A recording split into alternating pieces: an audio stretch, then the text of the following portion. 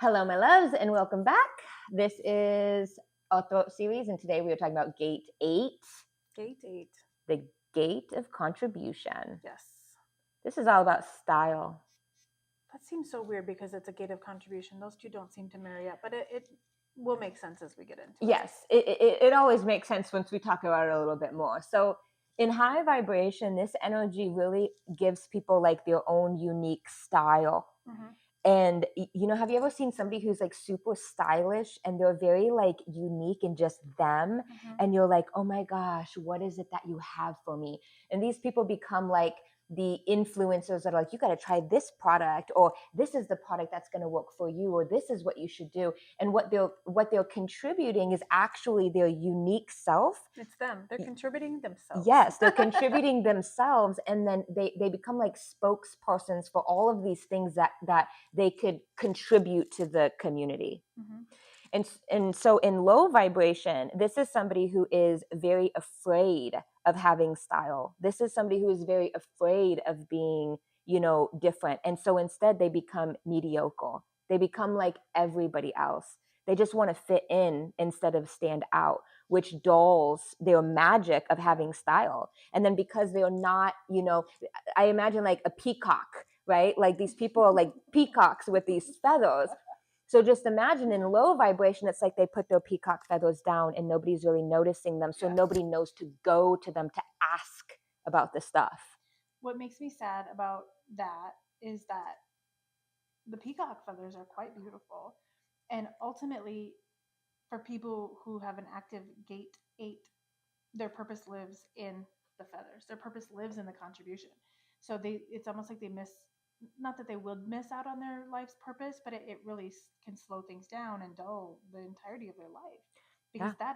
that's who they're here to be. Yeah. And really the repressed energy and the reactive energy, in both of those cases, they lose out on their purpose. Yeah. So the repressed energy here, so this is when the shadow, we turn it in on us, right? This looks like living a hollow life. Mm-hmm. This looks like giving up on like the essence of who we are and just becoming like a shell of everybody else. This is very mediocre.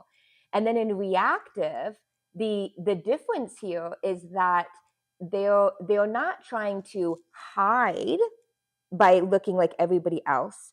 They're looking like everybody else to give a fake facade, right? They're doing it like, They put a mask on the peacock feathers. yes, they put a fake peacock feathers, but internally they're still hollow. They're not actually embodying their essence. And so the way that you can tell the difference here, whether somebody is repressing this shadow or whether somebody is being reactive with this shadow, is their relationships. Mm-hmm. And here's what I mean by that. If you are repressing this means that you are so afraid of being seen as stylish, as being different, right? As being an oddball, that you will stay in relationships even when they are not good for you. Okay. But when you are reactive and you get into a relationship and somebody figures out that you have fake peacock feathers and that this is just a facade and you are not really who you were acting like you were when we were dating or whatever, as soon as they get called out on being fake, so much anger, so much rage, they lash out at the person, and then they usually ghost the person and find a new place where they can spread their fake peacock feathers again and convince more people. Now, you may have had experience with this with people in your life or with relationships, and if you think about it, that like kind of bubble up and like look down and watch what's going on, that person is putting on that mask, that fake peacock suit, right? Because they're, I don't know if scared is the right word, but they're in a shadow. It's a scary place. It's a fearful place. It's a low vibration. So to have that mask ripped off and be seen fully for who they are, that they're not comfortable in that place anyway, that's where all of that anger and frustration and all those negative emotions is coming from, because they're not ready to be seen, unfortunately.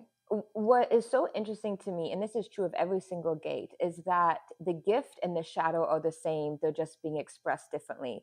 So when you think about whether your power is being used to hinder your spirit and your purpose, or whether your gifts are being used to support your purpose and who you are, it's not the energy, it's your attitude about it, right? Yeah. The fake peacocking and the real peacocking, in both situations you're peacocking.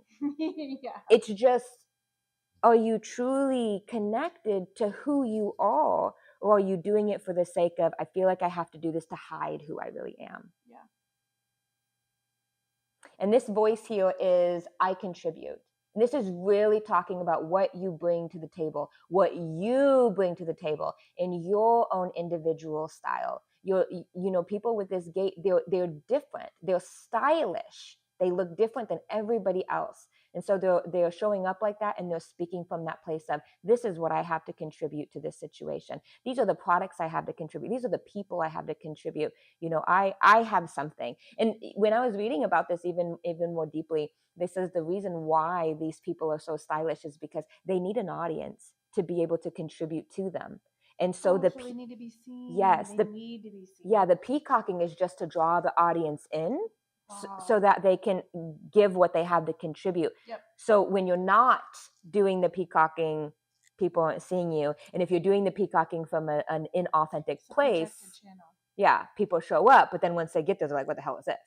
It's a projected channel. That's so crazy. It's not crazy, but it's so interesting, right? That you need people to see you in your peacock suit and come and say, I want to see you in your peacock suit so that you can contribute. Mm-hmm. You need an invitation. Yeah. For the peacock suit. Exactly. Exactly. Really funny to me. Yeah. Okay, that's gate 8. We are going to move on to the next one. So we'll see you over there. Love you. Mean it. Bye. Bye. Oh my gosh. One more, girlfriend.